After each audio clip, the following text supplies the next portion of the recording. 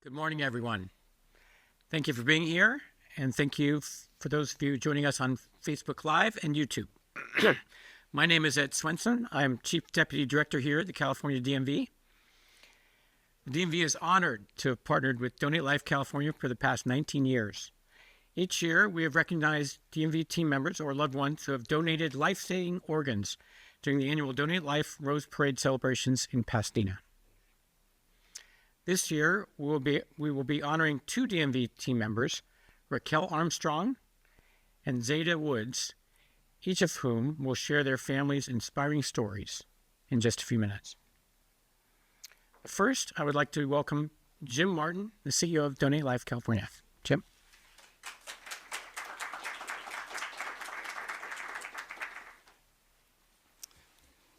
Thank you, Chief Deputy Director Ed Swenson. Appreciate it. My name is Jim Martin. I'm the CEO of Donate Life California. And I first want to say a big thank you to the DMV team that helped put this event together. So we appreciate your support as always. And today is a special day for Donate Life California and the DMV. And we want to express our sincere gratitude for each and every DMV employee who's made it possible for us to register 19.8 million Californians as organ, eye, and tissue donors. There are 100,000 people on the national waiting list, and over 20% or 20,000 are here in California, so the need is great in our state. The DMV team has been especially supportive, from working with us to increase our digital presence to helping raise brand awareness at their field offices. The DMV team has been a critical partner. And to top it off, now you'll help us deliver the life-changing message of organ, eye, and tissue donation at the Tournament of Roses New Year's Day Parade. Traditionally, the Rose Parade, the One Legacy Donate Life float, during the Rose Parade, the One Legacy Donate Life float shares the gift of life with the world. Families of deceased donors are honored to see their loved one's likeness showcased as a Florograph on the float, just like the one you see here today. Here's a artist's rendition of our float this year. It's an honor to announce Carlos Giovanni Woods will be one of the donor heroes featured as a Florograph on the float. Raquel Armstrong will also be one of the living donors walking alongside the float. The float also features transplant recipients and thousands of dedicated roses with messages of hope and remembrance. One Legacy, the organ procurement organization in the Los Angeles area, has partnered with the float builders to create a breathtaking float design. Every year, the Tournament of Roses comes up with a theme for all the float designers to focus on. This year, the theme is the magic of teamwork, which celebrates the power of collaboration and collective achievement. Organ donation transplantation would not be possible without the help of a team of people working together to make the gift of life possible. With that theme in mind, the 2026 One Legacy Donate Life Rose Parade float is called Treasure Every Moment Together. This year's float highlights gratitude for moments shared with others. The lush tropical paradise is a reminder that registered organ, eye, and tissue donors offer the greatest treasure, the gift of life. In this way, the 2026 One Legacy Donate Life float follows the annual tradition of beautifully depicting the people and cultures of California while sharing the human connection of caring for one another. As the world's most visible campaign to raise awareness for organ, eye, and tissue donation, the One Legacy Donate Life Rose Parade float inspires viewers to help those in need of organ, eye, and tissue transplants each year. And now Carlos Giovanni Woods' Florograph and Raquel Armstrong will be part of the Donate Life celebration. Thank you for your time today, and I will hand it back to Chief Deputy Director Swenson. Thank you.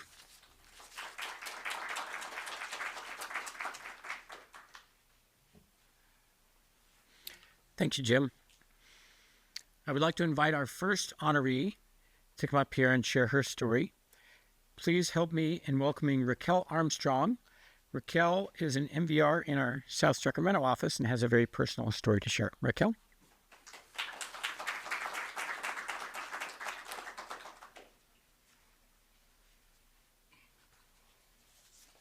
Thank you. Good morning, everyone. My name is Raquel Armstrong, and I'm standing before you today as a living liver donor. I'm sorry, I get emotional. Okay. My mom was diagnosed with cirrhosis of liver in 2014. Cirrhosis of the liver is characterized as an irreversible destruction of liver cells. In the town we lived in, the doctors at the local hospital were blunt. Cirrhosis had no cure. They gave her a life expectancy of about 3 years. All they could offer was palliative treatment. My mother started developing ascites, a condition where excessive fluid accumulates in the abdominal wall between the organs. Her jaundice began to worsen, and her timeline began getting shorter, very fast. I didn't want to accept the reality. I wouldn't accept it. I knew there had to be other options, so I visited several hospitals and discovered that liver transplant might be the option to be able to save my mother's life. After learning about transplant options, I reached out to UCSF Medical Center, one of the best transplant centers in the country. They tested my mom and determined she would be eligible to be placed on the waiting list. After a short time of being on the wait list, my mom's health had declined rapidly. They gave her about 30 days. They told me after medical assessment that she was lower on the priority transplant list and might not be eligible to get a transplant on time. After inquiring of other options, I was informed of living donations.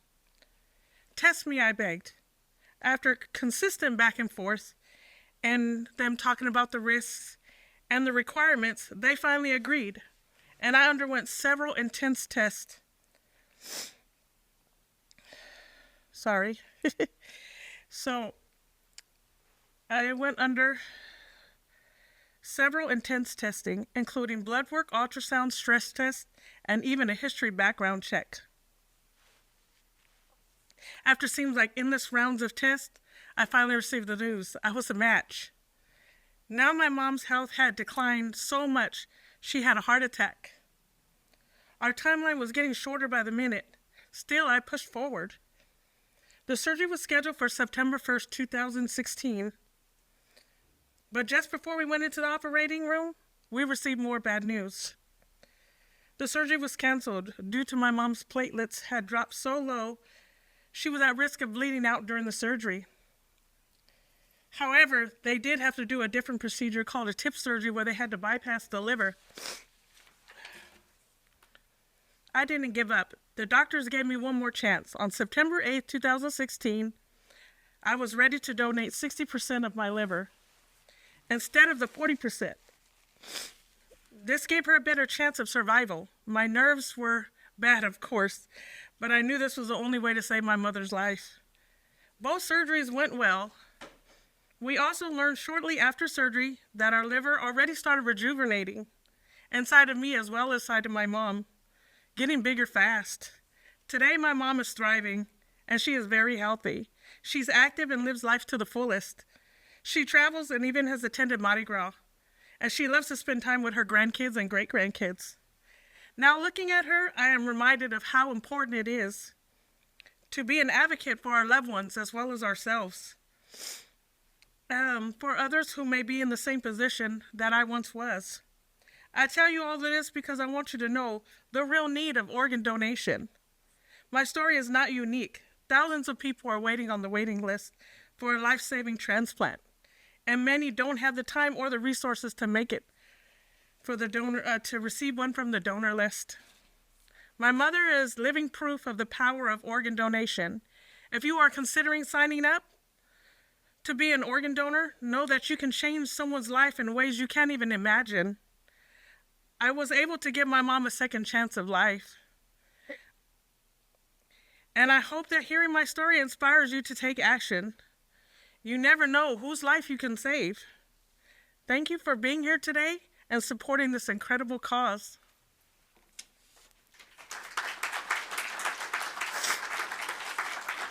Thank you. I'd like to introduce Zeta Woods. She's a Manager 1 at Costa Mesa office. She will be honoring her brother, who died in a car accident 30 years ago at the age of 18.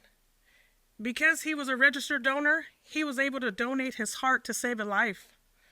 Zeta is not sure of other organs that were donated, but through this selection process and working closely with Donate Life, they are looking to find her answers she has been waiting for 30 years. Zeta.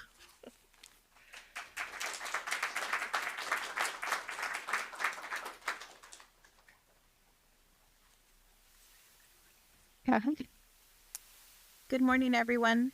My name is Zeta Woods, and today I have the honor of sharing the story of someone who made a life-changing decision before his own life had truly begun. My brother. Back in October of 1995, my brother was just 18 years old.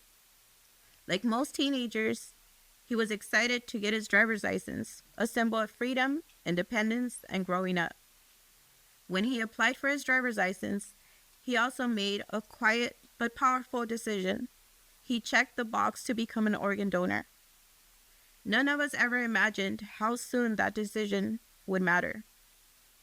The same year, he was in a tragic car accident, and the days that followed, we received the devastating news that he would be declared brain dead. There are moments in life that bring you to your knees, that test everything you believe in, and that was one of those moments for our family. But even in the heartbreak, there was a glimmer of hope when the hospital staff saw that he was registered as a donor. They asked my mother if she was willing to honor his wishes. Without hesitation and through her pain, she said yes. She said yes because my brother had already said yes. And because of that one courageous decision made by a young man who had so much life left to live, someone else got to live. His heart was donated.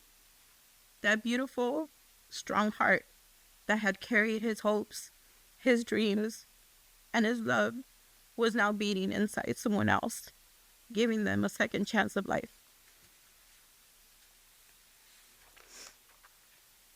It's been 30 years, and there's still things we don't know. We try to find out more about the lives he touched, and while some details are still missing, what we do know is enough. He made a difference. In his final moments, my brother gave the ultimate gift. When I think of him now, I don't only think of the tragedy. I think of his bravery. I think of his selfless spirit. I think of the lives he helped save. And I think of my mother's strength. How in a moment of unimaginable loss, she chose compassion and honored his wishes. Today, I want to recognize my brother, not only for being a donor, but for being the kind of heart he had. A heart big enough to give, even after his stopped beating for himself. A heart that lives on, not just in someone else's chest, but in all of us who carry his story forward. I also want to say to anyone who's still on fence about becoming an organ donor, I understand it's a personal decision, but please know your yes could be someone else's miracle. My brother didn't get to live past 18, but his legacy did, and it continues every day through the lives he saved and the people he continues to inspire. So I ask of you, if you haven't yet done so, sign up to be a donor. Talk to your family about it. Let your wishes be known, because one simple choice can make a difference. Thank you, Donate Life California, for allowing me to share my brother's story. And thank you, every donor, every family, every recipient who reminds us that even in the darkest moments, love and life can still find a way. Thank you.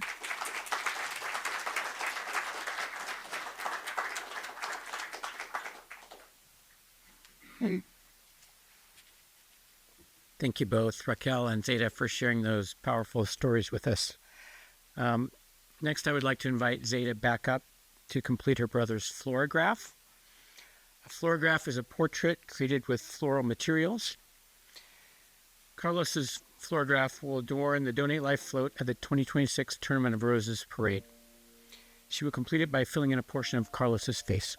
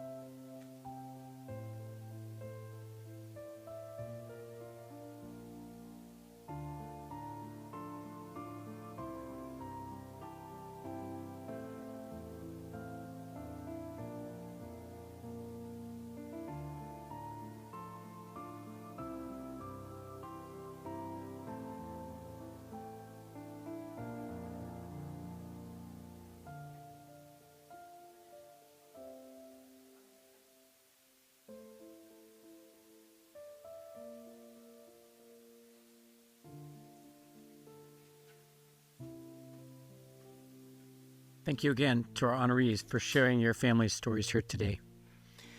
The collaboration between California DMV and Donate Life has improved the donor registration process and helped raise awareness for the critical need for donors.